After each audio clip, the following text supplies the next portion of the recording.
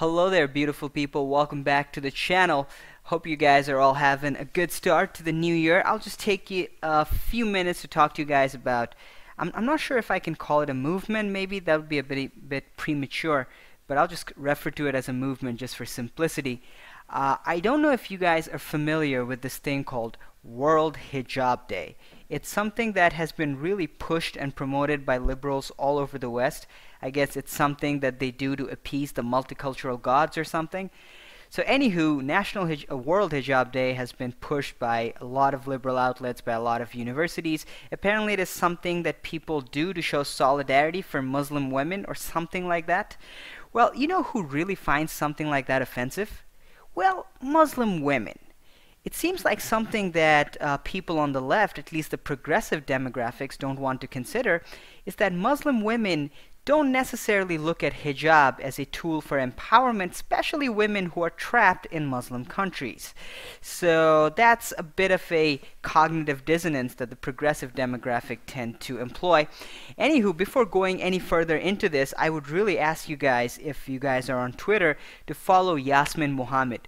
Yasmin Mohamed has been a very vocal critic of the Islamization happening in the West. She has a really terrible story. There's been a lot of patriarchal Islamic constraints and rules and archaic traditions that's been forced upon her. I believe she may have been a victim of child marriage. I'm not 100% on that. And the thing is, a lot of the things that happened to her did not happen while she was in a Muslim majority country. A lot of those things happened while she was in Canada. So she is definitely a fairly vocal critic of the religion of peace. Anyways, she's not a right-winger. She is a liberal. She considers herself a lefty, and I don't think she would consider someone like me to be her political ally, and I don't consider her to be mine either, but this isn't about that. Anyways, going back to World Hijab Day. Recently, a hashtag started trending. The hashtag was #FreeInHijab. Apparently, Muslim women living in the West was trying to share their stories as to how they're free in hijab using that hashtag. Well, it offended and upset one group of people, and I can definitely see why. Muslim women that has been forced to wear the hijab, and this is a lot of women. So a lot of these people started sharing their stories using hashtag free in hijab. They started sharing their story, and the hashtag free from hijab, I think that might have also been trending in Twitter. So basically you have a whole group of people that's sharing their stories, and a lot of these stories are really tragic. I'm not bringing up the particularly violent ones or tragic ones in the video, but I would really ask you guys to check this out if you're on Twitter, or even if you're not, just Google about it, read some of those stories. The reason why I'm asking you this is because a lot of these people, if they had the support of mainstream media, and also I don't understand why they don't have the support of mainstream media. Mainstream media is constantly telling us about oppression, about patriarchy keeping women down, and here we have a classic example of patriarchy, and here we have women who for all intents and purposes should be championed by the modern left. These are women seeking empowerment. These are women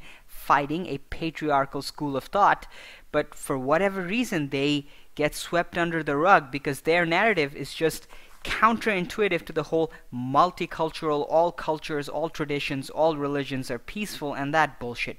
Anyway, so you have these whole group of women that are trying to get their stories heard using the hashtag free from hijab. A lot of them are even using the hashtag free in hijab to, like, you know, to sort of satire the terrible things that they've faced while they were forced to wear this garbage bag over your head.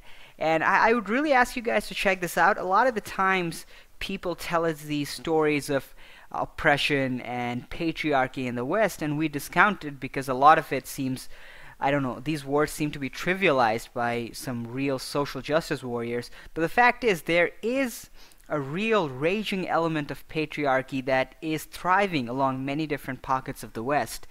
And generally, it's pockets of the West that seems to have accepted the ideas of Islam.